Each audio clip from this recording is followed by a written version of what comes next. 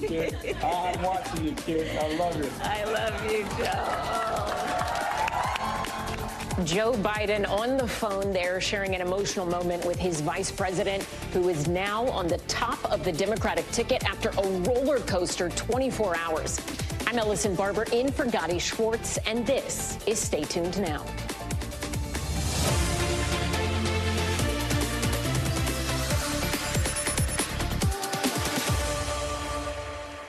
President Joe Biden is out and Vice President Kamala Harris is in, at least right now. And after getting the endorsement of former House Speaker Nancy Pelosi today, she also hosted her first campaign event, which began with a phone call from her former boss.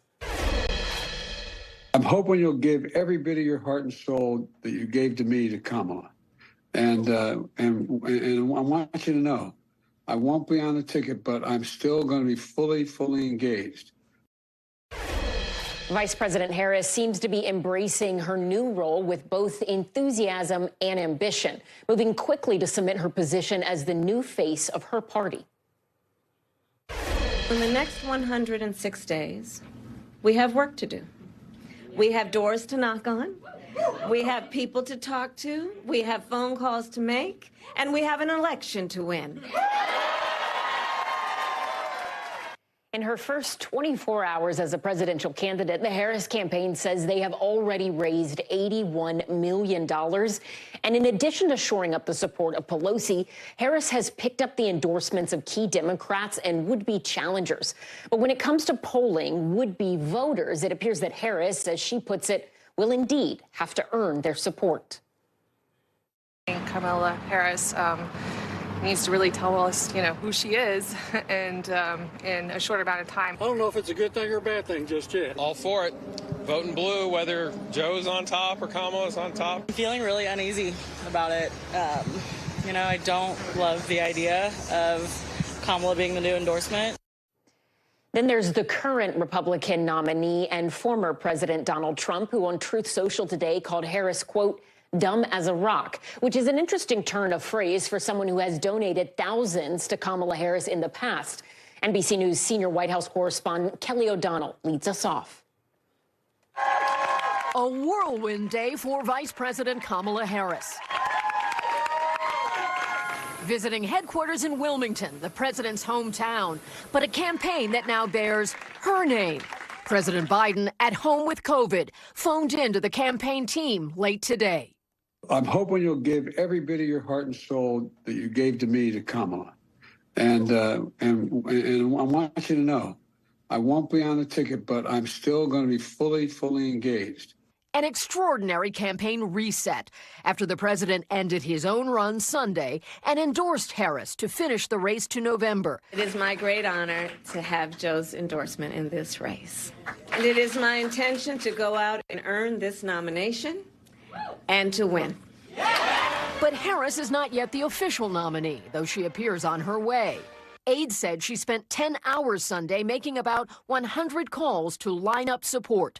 South Carolina Democrat James Clyburn touting a reshaped race. She is well equipped to prosecute, I'm going to emphasize, to prosecute the case against Donald Trump. Today, the endorsement of Speaker Emerita Nancy Pelosi, who writes, "We must unify and charge forward." Building on endorsements from the Clintons, California Governor Gavin Newsom, and the Congressional Black Caucus. Today, top House Democrat Hakeem Jeffries said he and Senate Leader Chuck Schumer expect to meet with Harris soon. She's excited the House Democratic Caucus, and she's exciting the country. Still, some Harris supporters described seeing reluctance around her potential nomination.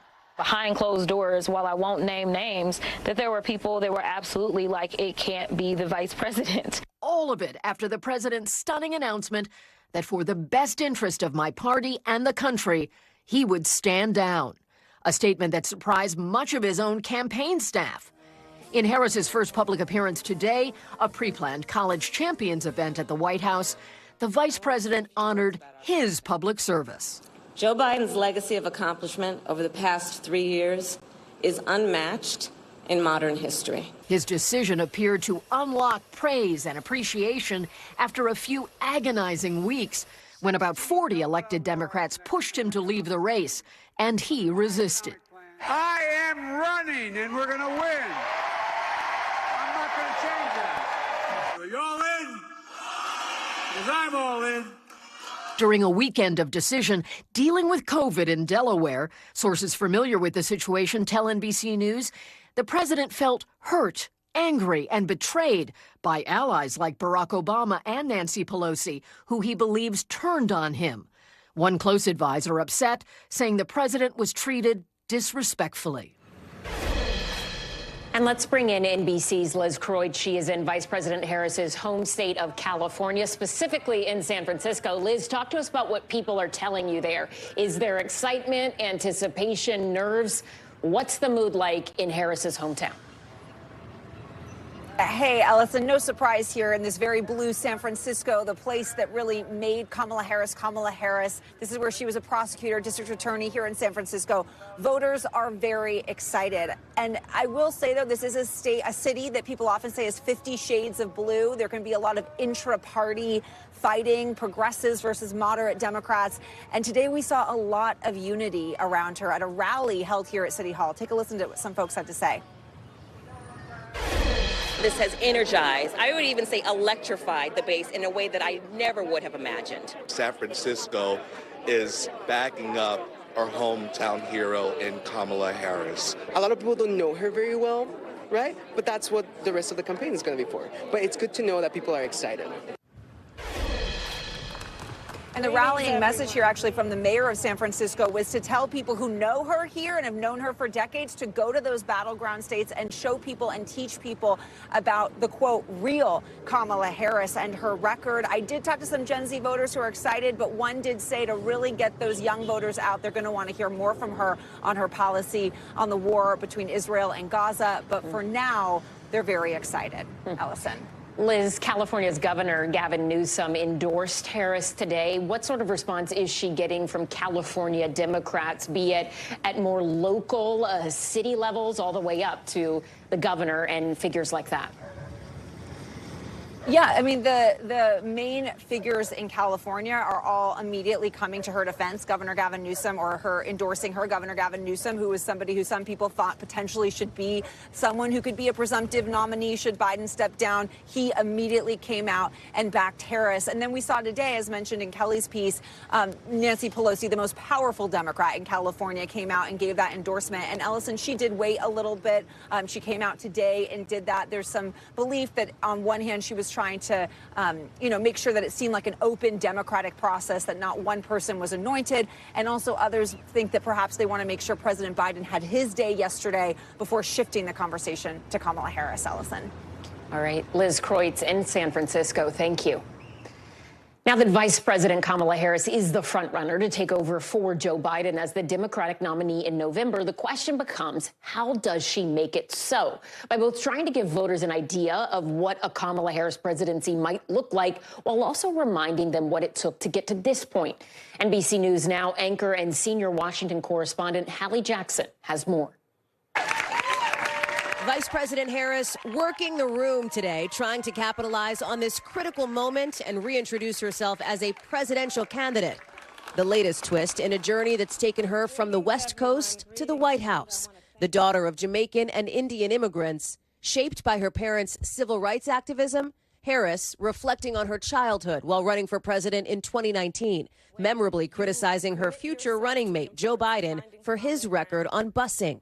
You know, there was a little girl in California who was part of the second class to integrate her public schools. And she was bused to school every day. And that little girl was me. Harris rose to become California's first Black and South Asian Attorney General in 2010 before her Senate run 6 years later, where she at times turned congressional hearings into cross-examinations. I'm asking you a very direct question, yes or no? Democratic allies arguing Harris's background as a prosecutor helps her press the case against former President Trump and his felony convictions. Now, Harris will likely run on the broader Biden-Harris agenda, with Republicans already seeking to exploit what they see as political liabilities on the economy, inflation, and immigration, after Harris was tapped to lead the White House response to root causes of the border crisis. We've been to the border. We've been to the border. You haven't been to the border. And I haven't been to Europe. And I mean, I don't understand the point that you're making. I'm not discounting the importance of the border. But on the issue of abortion access, which Democrats think could mobilize voters come November, Harris has been among the administration's loudest voices advocating for protections. How dare these elected leaders believe they are in a better position to tell women what they need? Now, the one-time running mate set to select a running mate of her own, racking up endorsements from those speculated to be on the short list, like California's Gavin Newsom and Kentucky Governor Andy Beshear. The contrast between her and those running on the other side couldn't be clearer. Other possible contenders, Democrats who could help in key battlegrounds, like Pennsylvania's Josh Shapiro, Arizona's Mark Kelly, and North Carolina's Roy Cooper. I want to make sure that Kamala Harris wins. And tonight, multiple sources tell NBC News former Attorney General Eric Holder has been tapped to lead the vetting process for the vice president's potential running mates. Our thanks to Hallie Jackson. Okay, so with just weeks to go for the Democratic National Convention, it is an all-out race for the Harris campaign to try and secure the delegates they need to officially make her the Democrats' nominee, which means this could be the first time in decades we see an open convention. So what is it and how does it all work? NBC News senior legal correspondent Laura Jarrett breaks it down. So, Ellison, there's a big push right now to get the ticket buttoned up among Democrats, not just for political reasons, but for legal strategy reasons as well, as there are state ballot certification deadlines that have to be met in order for VP Harris or whoever she picks as her running mate to formally appear on the ticket. There's been so much chatter and talk about how much has been amassed in their war chest, but unless she gets a majority of the delegates, she's not actually the nominee. Now, that's a process that would typically happen at the in-person convention that's set to happen on August 19th in Chicago. But many Democrats are pushing for a virtual roll call vote that would allow them to meet those deadlines that I just mentioned. Ohio has the first one that's on August 7th, which doesn't give her very much time to come up with a running mate and have that person vetted and selected. But if she wants to meet those deadlines, she's got to get it done soon. Allison? Incredibly helpful breakdown, Laura Jarrett. Thank you. So for more context on this, let's turn now to John Fortier. He is a senior fellow at the American Enterprise Institute. John, we're so glad to have you and your expertise because, my goodness, is it going to come in handy right now? This, from the outside, just feels like chaos. Talk to us about what this will mean with the delegates. It seems like they're sort of free agents, if you will. Could we see a mini primary of sorts play out at the DNC convention? Well, the delegates are free now that Joe Biden has stepped aside. I think there are two possibilities. The more likely one is that Kamala Harris builds a lot of support and gets a lot of endorsements from a clear majority of those delegates.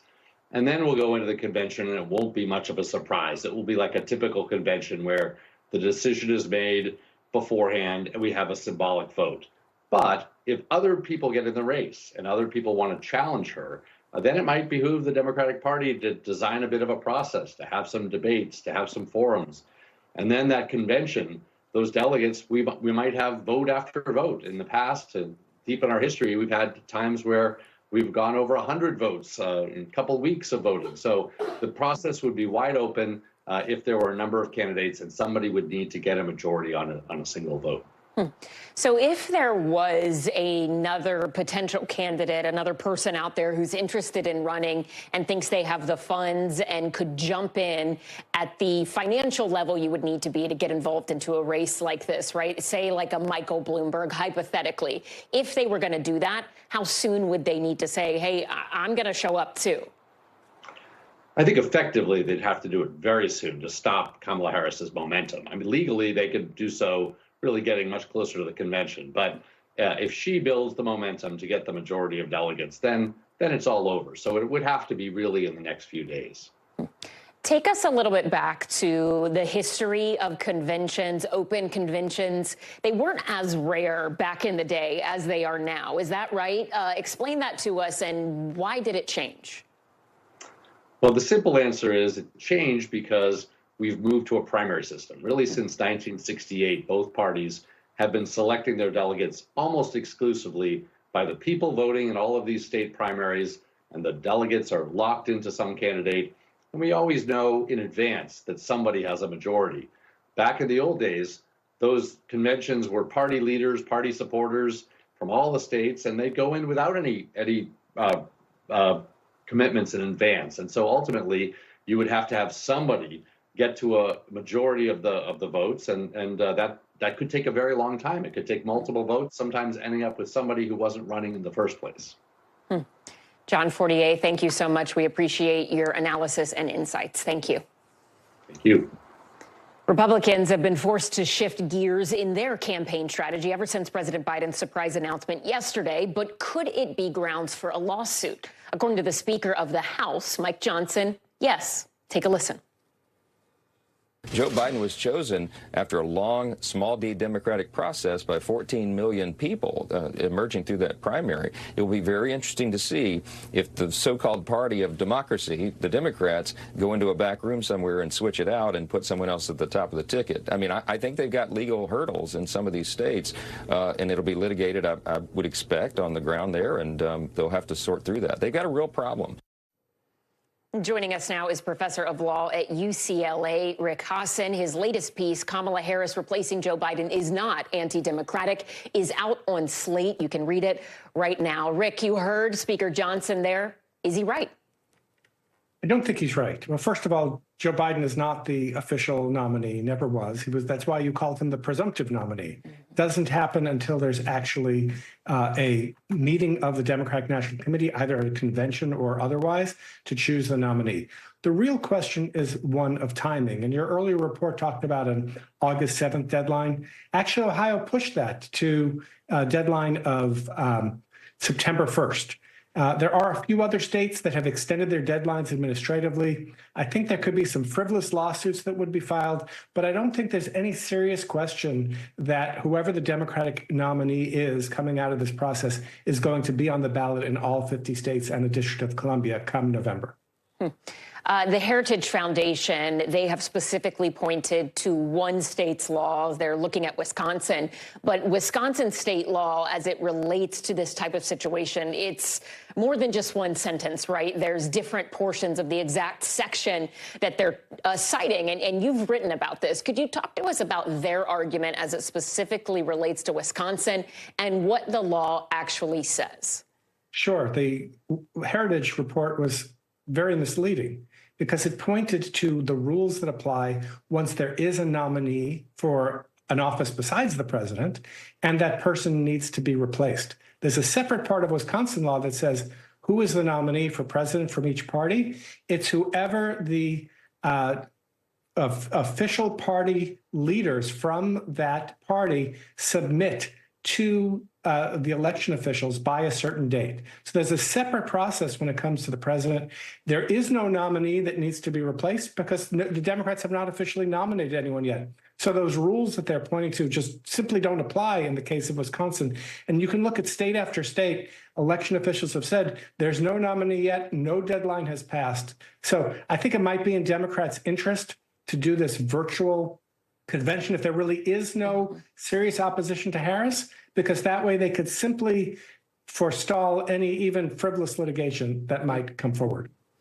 There was an op-ed, it feels like a couple weeks ago. I think it might have actually just been last week, though, a New York Times op-ed by James Carville. And he suggested this idea of, well, maybe if Biden were to leave, here's how this process could play out in the open and feel really democratic for voters, where Presidents Bill Clinton and Obama kind of lead town hall-like debates among a set number of candidates. Is there any sort of scenario you see where we could see this play out differently than just Kamala Harris taking it with the delegates at the convention? And are there any other legal avenues as to how the Democratic Party could possibly do, I guess, more open, or at least what would feel more open to voters as they're going with another candidate here? Well, I think, that John Fortier, who just spoke, is right, that, the rules would allow for a kind of open contest, but that requires there to be some kind of political contestation. And just before we came on the air, the DNC said, if you want to run as one of the competitors, you have to get at least 300 delegates to nominate you. And that has to happen like within the next week. So I don't think that's going to happen. I think the ship has sailed. What Carville was proposing is, extremely unlikely to happen. It would be allowed under the rules, but it doesn't seem like it's the path the Democrats are going to take. Really interesting stuff. Rick Hassan, thank you so much. We appreciate it. Thank you. So, of course, a word we have heard a lot over the last 24 hours is unprecedented. But how unprecedented is it for a presidential candidate to drop out this late in the game? We're not just talking about in the last couple years, couple decades, but throughout America's history. Joining us now to break it down is presidential historian Michael Beschloss. Michael, let's talk about the past in a second. I want to, if you're okay with it, sort of start with an idea about the future. When former Biden supporters started calling on him to drop out of the presidential race this time, some of them said, don't be another Ruth Bader Ginsburg. Go now, do what they thought was the right thing and give someone else a chance. And in their view, save democracy, right? What do you think history books will say about Biden's decision to step down? And will it be dependent on the outcome of the election? Or is this a moment in action that can sort of stand on its own? Well, let's look at it the other way, Ellison. Let's say that Joe Biden had hung on and said, these are my delegates, I'm not giving them up, I own this nomination, and there's nothing you can do about it. And then he had gone on to lose, and Donald Trump had brought in an authoritarian system that would have been very distressing, to say the least, to most Democrats. He would have been a pariah. Flip that on its head. Instead, he said, this is an election with very high stakes. Yes, I'm not doing that well. If my people tell me that I don't have a great path to victory, it's my duty to set my own vanity aside and allow someone else to take over. Exactly what he did. That's what leadership is. Talk to us about the past here, because we talk about how this is the latest that has ever happened. This is surprising. It's certainly not something that has happened in my lifetime, but it did happen in the 60s, right? Lyndon B. Johnson stepped down in 1968. What are the differences between that moment in 68 and now? Well, Johnson, in March of 1968, the last day of that month, pulled out by giving a TV speech saying, I won't seek or accept the nomination of my party for another term. And that was because there was a hated war in Vietnam, 550,000 Americans fighting, and he had just come very close to losing the New Hampshire primary. 2 days later was going to lose the Wisconsin primary.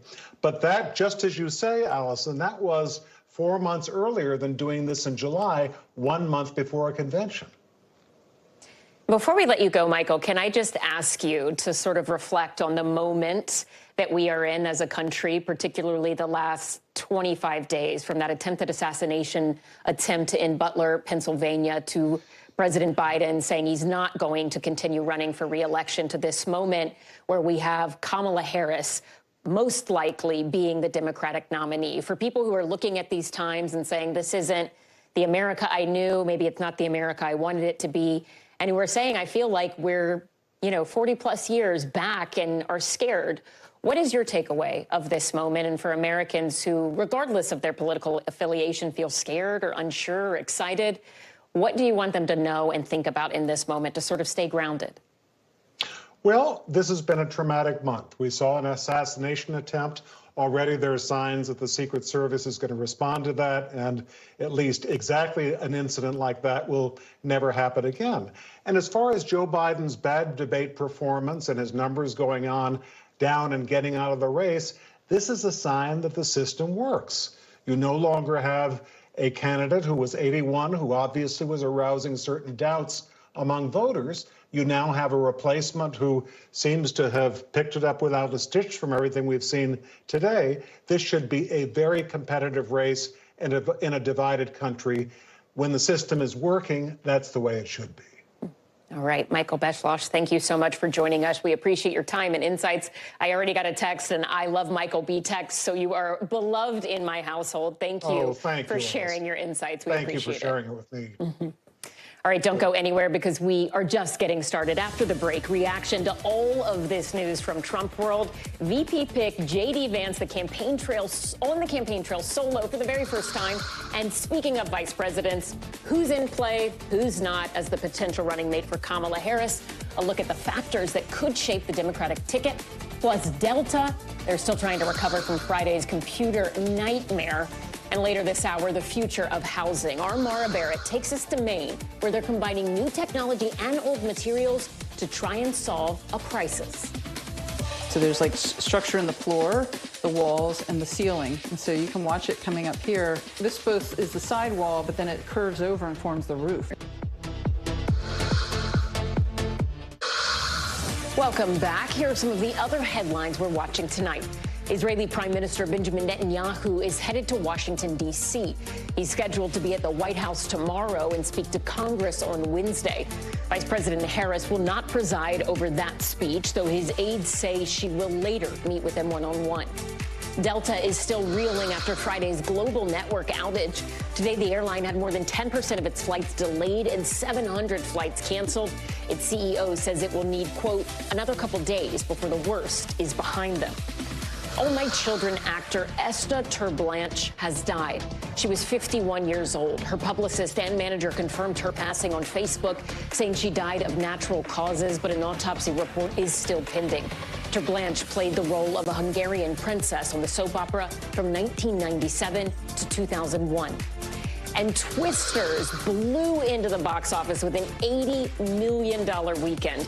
The sequel to the 90s classic was predicted to make around $50 to $55 million, but easily surpassed those expectations. It's the third biggest opening weekend of the year, behind other sequels Inside Out 2 and Dune Part 2. Today, the Republican vice presidential pick, J.D. Vance, made his solo debut on the campaign trail with rallies in 2 swing states. He started the day in his hometown of Middletown, Ohio. It was his first appearance since President Biden dropped out of the race. But just within the past hour, he finished wrapping up his remarks in Radford, Virginia, where he aggressively went after Vice President Harris.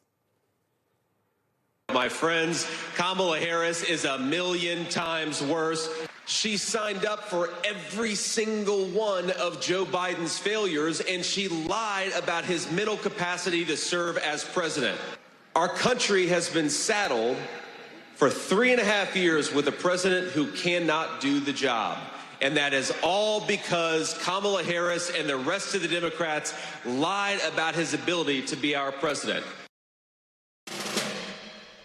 Joining us now is NBC News correspondent Garrett Hake in Virginia. Garrett, look, from the outside, some of these attacks we have heard from Trump, Vance, and a lot of their campaign team on Harris, they aren't really related to policy. A lot of them seem very low and personal.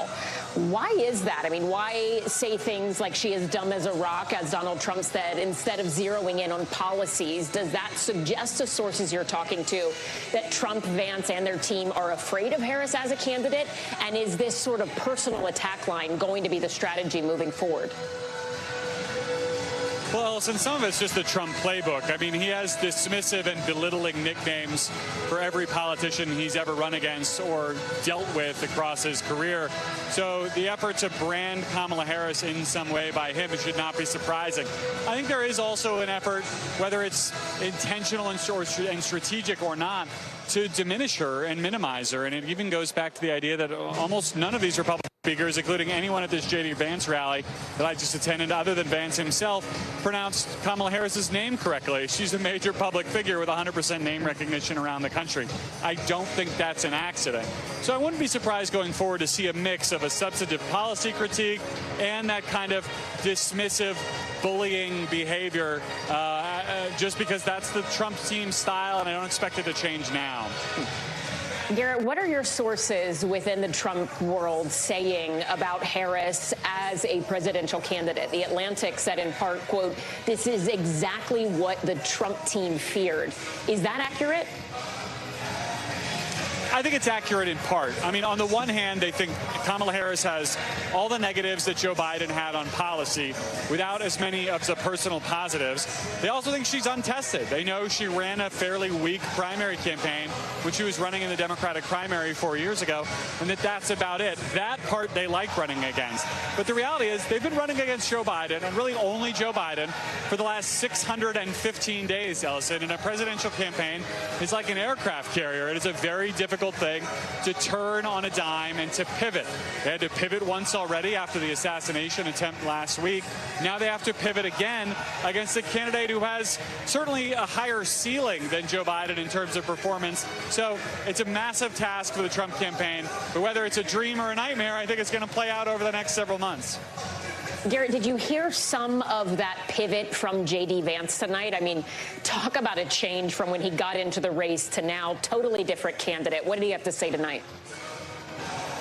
Yeah, a hugely more aggressive tone just between his afternoon event and his evening event here in Virginia tonight, Allison. Really going after Harris, primarily on the border and immigration. They think that's her biggest policy weakness, but also on the idea, and this is becoming sort of baked in Republican circles, that she was somehow involved in a coup or a cover-up, that senior Democrats have been trying to keep Joe Biden's health and mental acuity a secret, and she first among them. I don't know how convincing that will be to independent voters, moderate voters in the suburbs and the like, but here in Southwest Virginia, where the Trump campaign strategy is to jack up turnout among Trump-based voters, it's exactly what they want to hear, Allison. All right, Garrett Haake on the campaign trail. Excellent reporting, as always. Thank you. This shakeup is sending shockwaves through critical battleground states. NBC News Daily anchor Clay Esemwa is in Pennsylvania today, asking voters if it will change how they cast their ballots.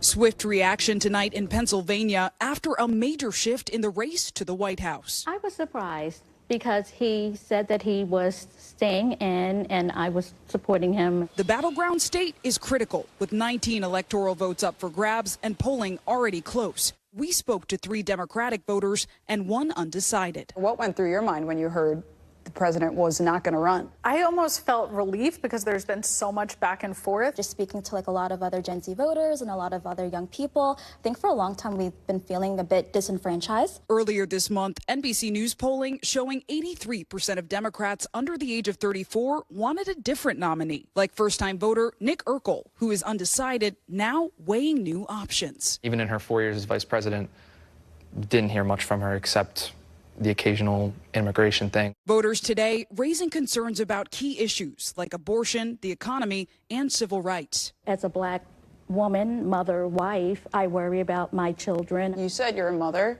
Your daughter's right next to you. Do you worry about those things? Definitely. If you had to vote today, who would you vote for? Kamala Harris. Kamala Harris, without a doubt.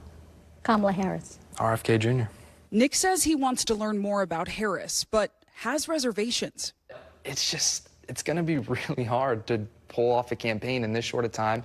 In the next month, she still has to convince everyone in the party to unite behind her. And Clay Esemwa joins us now from Philadelphia, Pennsylvania. Clay, when we're talking about young voters, a lot of times people look to the internet, and we are seeing the Harris campaign embracing this quote-unquote meme culture. In the last 24 hours, Harris's official campaign page on X actually changed their header picture to mimic the style of singer Charli XCX, who showed support for Harris. Charli XCX, her album, having a huge moment right now. Talk to us about what that says about how the campaign is trying to reach young voters, specifically Gen Z. And when you talk to those young voters, are they responding to that sort of obvious play for their attention right now? Hey, Allison. Yeah, it really is a play, right? And it's a play happening in a campaign cycle that has been largely defined by age. It was interesting as I spoke with voters around the city today. Gen X, boomers, millennials, Gen Z. While older Democrats said they're familiar with Vice President Harris, they are comfortable with her as a potential Democratic nominee. A lot of younger folks, Gen Z and millennials, said they feel like they need information and they feel that they didn't have many options. Take a listen to what one voter told me. I wish there were more options. I felt like from the beginning, from the previous election, that our choices as voters were taken away by all the other candidates kind of dropping out and leaving us with the establishment's choices versus the people's choices for our candidates. I also spoke with one first-time voter, an 18-year-old Nick, who says that while he is a registered Democrat, he's still undecided, and as it stands, he would vote for RFK Jr. Allison. Interesting. Clay, what else are you hearing from voters about Biden's decision to drop out? Yeah, Allison, it was really interesting. I heard a combination of things. I think there was not a lot of surprise, barring one or two voters. If anything, I think there was a general disappointment with the process. A lot of voters of all ages saying, I don't really feel like any of the candidates have been resonating with me. It was interesting to see if they felt differently about Harris, but so far, again, mixed bag. It was either folks saying, I am willing to back any Democratic nominee that could potentially beat former President Donald Trump, and there was a sense of folks still saying, of the selections I have, I'm not loving many of them. So it's going to be interesting to follow the outcome of this one. Allison. All right, Sinclair Esamoah in Philadelphia, thank you. And remember, you can catch Sinclair along with co-anchor Kate Snow every weekday afternoon from 2 to 4 p.m. Eastern on NBC News Daily. All right, coming up, calls growing louder for the head of the Secret Service to resign, what we learned from her grilling on Capitol Hill today. But first, you've got to see this. Some of Nikki Haley's old comments about the election are resurfacing now that Biden is out of the race, and they might come back to haunt Republicans. On the night of the New Hampshire primary earlier this year, she made a striking prediction. Most Americans do not want a rematch between Biden and Trump. The first party to retire its 80-year-old candidate is going to be the party that wins this election. And a month later, around the same time of the South Carolina primary, she issued another warning that is now on one of the official social media pages of the vice president's campaign. And if Donald Trump is the nominee, mark my words, we will see a President Kamala Harris. Then the night of the debate a few weeks ago, she said on X that Biden would not be the Democratic nominee, telling Republicans to be on guard. They say fortune favors the brave, or could it be the young? We'll all find out soon enough. We will be right back after the break. Welcome back. Let's take a quick look around the world. A U.S.-Russian journalist has been sentenced to 6.5 years in prison after a secret trial. Journalist Alsu Kurmasheva was convicted for spreading false information about the Russian army. It appears the conviction came down on the same day another Russian court convicted Wall Street Journal reporter Evan Gershkovich of espionage, a charge the paper and the U.S. government adamantly denies. Greenland police say they've arrested environmental activist and anti-whaling campaigner Paul Watson. Watson's organization says he's being sought on an international arrest warrant. He was caught when his boat docked in the country's capital and could face extradition to Japan. Over in Egypt, things are hot and hotter than usual. A heat wave is pounding the country with temperatures over 100 degrees daily. And on top of that, no power. It's been an ongoing problem since last summer when energy shortages forced the government to do daily power cuts. The government did say the blackouts would stop this weekend until mid-September, but people on social media were still reporting outages yesterday, causing some to lose trust in elected officials. And messages of support for President Joe Biden have been pouring in all day from around the world. Take a listen to what some leaders had to say. I plan to see President Biden, whom I've known for over 40 years. This will be an opportunity to thank him for the things he did for Israel in the war and during his long and distinguished career in public service as senator, as vice president, and as president. I would like to pay a short tribute to President Biden, a man who, during 5 decades of service, never lost touch with the concerns of working people and always put his country first. But not everyone sent messages of support. An official in Russia's lower house said that Biden created problems not just at home, but all over the world. Meanwhile, many more messages were posted on X by world leaders, including Canada and New Zealand's prime ministers and the German chancellor, thanking him.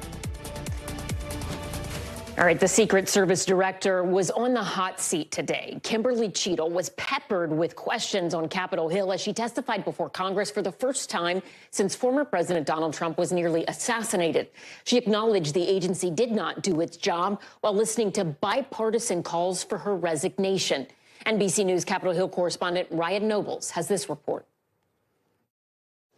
For Secret Service Director Kimberly Cheadle, it was a bipartisan unloading. Not only should you resign, if you refuse to do so, President Biden needs to fire you. If you have an assassination attempt on a president, a former president, or a candidate, you need to resign. Would you like to use my 5 minutes to draft your resignation letter, yes or no?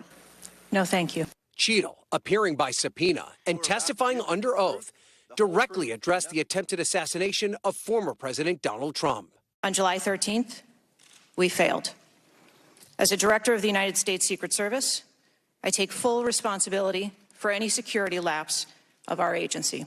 But facing off with members of Congress, she left many frustrated. Was the gun already on the roof, or did the shooter carry the gun up with him? I do not have that information at this time.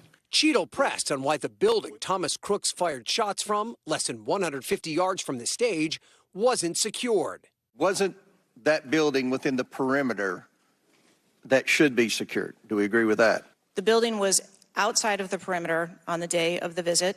That is one of the things that during the investigation we want to take a look at and determine whether or not other decisions should have been made. The director also speaking to reports that Crooks had been photographed and identified as suspicious well before Mr. Trump took the stage. Why was he allowed to take the stage with a suspicious person having been identified in the crowd?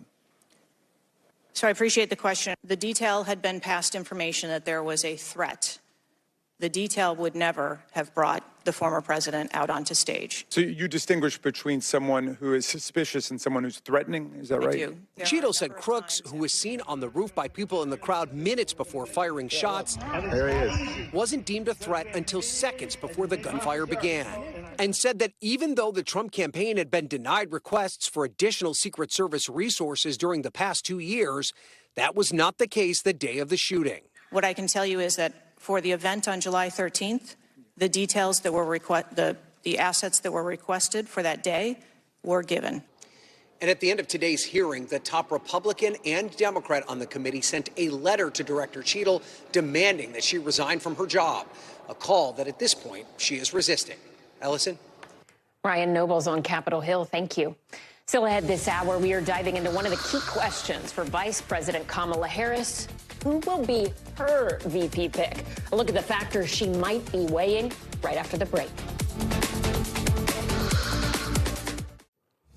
Welcome back. Here are some of the stories happening out west that we're following. 2 wildfires about 60 miles east of Los Angeles have scorched over 2,000 acres. Evacuation orders are in effect for the area. Triple-digit temperatures over the weekend have made it harder to get those fires under control. Federal investigators are now saying the Salt Fire and 15 others near Ruidoso, New Mexico, were human-caused. The wildfires happened back in May, leaving close to 8,000 acres burned and 2 people dead. Investigators say they were able to identify the suspects by tracking down their Jeep and a pair of sneakers that were found in debris. An investigation is still ongoing. And Disneyland workers have voted overwhelmingly in favor of authorizing a strike, which could lead to the first major stoppage the park has seen in more than 40 years. On Friday, eligible employees voted 99% in favor of a walkout, meaning union leaders can now call for a strike if they fail to reach a deal for a new contract with Disney. Employees are seeking wage increases and higher safety measures in the parks. The last walkout in the 80s lasted 22 days. Okay, we have covered a lot this hour. We can't answer all of the questions about the Harris campaign, but we can break down a big one, or at least try to. Who could join her at the top of the Democratic ticket? Some rumored candidates are already backing the VP. Vice President Harris has my full support, and I'm proud to be co-chair of her campaign. So, Michigan, let's get to work. Are you at least open to the possibility of being the running mate to Vice President Harris? Well, I think if somebody calls you on that, what you do is at least listen. Would you be open to the conversation if Vice President and the Harris campaign asked? So I think it's really important that we do keep the focus on her this week. The vice presidential conversation needs to occur later. I spoke to Vice President Harris yesterday. Did she mention that you were under consideration to be vice president? We spoke only about defeating Donald Trump and our shared commitment to that. I immediately gave her my endorsement and said I would do everything in my power to support her here in the Commonwealth of Pennsylvania. All right. right, they don't want to talk about it just yet, but we do. And joining us now is Simone Sanders Townsend. She is the co-host of MSNBC's The Weekend, a campaign veteran, former chief spokesperson for Vice President Harris, and Tara Palermi, the senior political correspondent for Puck News. Tara, let's start with you. We are less than a month from the start of the DNC.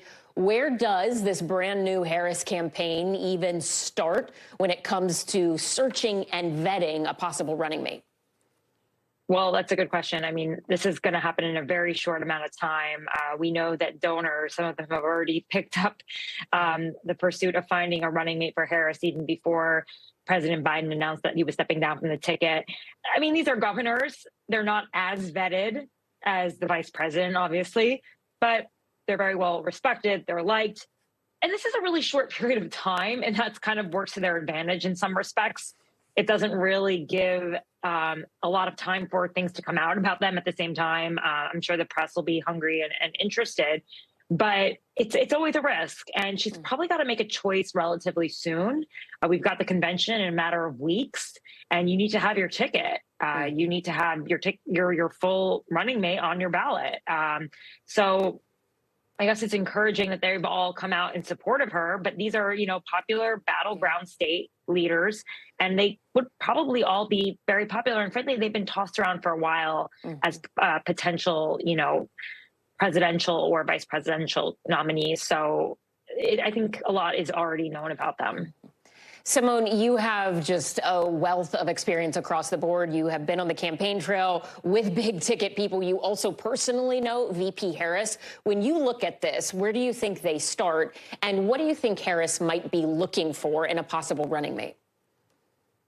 Well, I'll start with the last question first, Ellison. I think that she would be really focused on the kind of vice president that she has been and currently is, frankly, to Joe Biden, someone who would give her honest feedback, right? Who she wants to call when is a tough decision to be made, someone who she can count on, who will be loyal. The job of the vice president is to, yes, be ready on day one if the president needs you, but to be a good governing partner. And to be a good governing partner, there has to be trust there. There has to be a working relationship. There has to be someone that is willing to, go as hard as you. And I think those are going to be a lot of the factors that Vice President Harris is looking for. Frankly, though, this is also going to be a truncated timeline. I'm a former DNC member as well, in addition to having, worked for the vice president and the president. And this particular Democratic National Committee is going to be like the last one in terms of how the voting has happened. It will be a virtual vote, and they plan to hold that vote no later than August 7th. Okay, you vote on that ticket on the virtual vote for a president and vice president. And so I think we could see a vice presidential pick within, the next 7 to 8 days, because that is what's going to be needed in terms of getting on the ballot so the members can do their business. Wow. Tara, you look at those candidates, or the possible candidates, I guess, that we were talking about, the names floating around. And as you pointed out, a lot of the names that are top of the list are people from battleground states, like Governor Shapiro from Pennsylvania. We heard from Governor Cooper there from North Carolina. And Governor Beshear, not a swing state in Kentucky, but he is a very well-liked Democrat in a more typically red state. What are you hearing from your Republican sources about who they don't want to see as a potential Harris running mate? Who do they think could actually really hurt them? I think, like you said, anyone who comes from a battleground state, Democrats have to win Pennsylvania or Michigan to win this, that anyone who can take that vote, I think they probably will be looking at more of geographical balance and identity balance with Kamala Harris. I think some of them, I've heard them talk about Mark Kelly, a senator from Arizona. I mean, the Sun Belt seems like it's locked up for Trump, but I think the whole race has really changed. And I think anyone who poses a threat to a battleground state is someone that they do not want. Simone, final word, if you could, any top 2 predictions that we should keep an eye on this week for who might be the pick? Look, I am very hard-pressed to make a prediction about who it will be, but I will say this. It does need to be someone who is what we would call in campaign world battle-tested, someone who has probably had Republican ads ran against them, who came through a tough race. That is going to make a difference, and that's why Mark Kelly is someone who could look appealing. All right, Simone, Tara, thank you both. We appreciate your time and insights. Okay, before we go, it is time for the future of everything. Sleek style, modern design, and built by a 3D printer. This story is not about the real estate market. Instead, we're talking about a potential solution to a nationwide crisis. It's the future for housing. Next.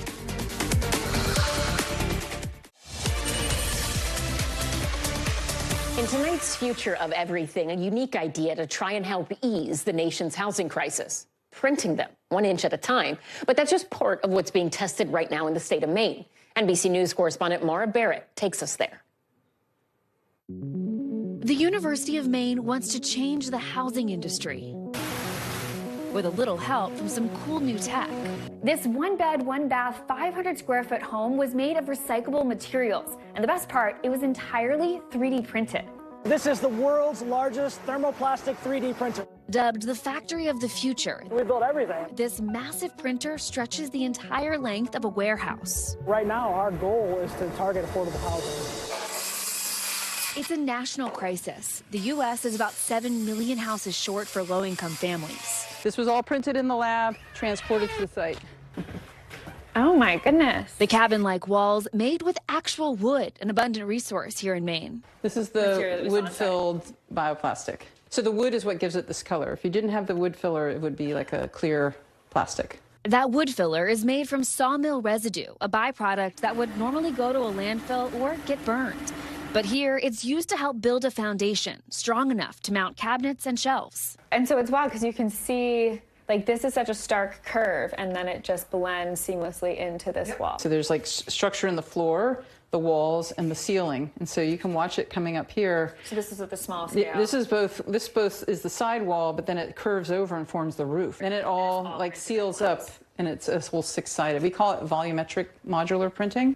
We can get much better shapes, formworks, curves, double curves that are so much harder and time-intensive to do with wood. And we can do it with just a click of a mouse. But the real game changer, replicating those unique designs in a fraction of the time it takes to build a normal house. Our goal today is to print a house every 48 hours. One house every 2 days with, I mean, how many people are working on that? On the print crew, it's probably 2 guys. So that's about the team that runs the printer. Greg insists the creation of these high-skilled jobs won't minimize the need for labor workers. You still need all the regular trades to come in, the electrical team. If you're going to have drywall, then you have the drywall team come in. If you have roofing or other fixtures, those sorts of things. And while the foundation is still being laid, the University of Maine is hopeful they can help shape the future of affordable housing. My hope for how it can change the industry is that we move away from materials that are petrochemical-based, and we move to materials that are more natural-based. And we do it in a way that's safe for people to live in. I want my kids to be able to have one of these homes and live in one of these homes. That's my goal. The part of that tour that you didn't see that wasn't included in the piece is where I asked, when can I put an offer in? These houses are truly so impressive, but the timeline for when they'll actually be available is still TBD because there's building codes, assessments that they have to sort out. But the ultimate goal of the project is that the housing is truly affordable, which is really a challenge in the market right now. Now, as for the labor piece of it, the researchers point out that construction workers actually are seeing a shortage right now, something that I've covered before. But there is an increase of high-skilled workers that can operate the 3D printing technology. And so this project is aiming to balance out and fill those gaps. Back to you. That does it for us tonight. I'm Ellison Barber. We will see you tomorrow. But until then, stay tuned now. Thanks for watching. Stay updated about breaking news and top stories on the NBC News app or follow us on social media.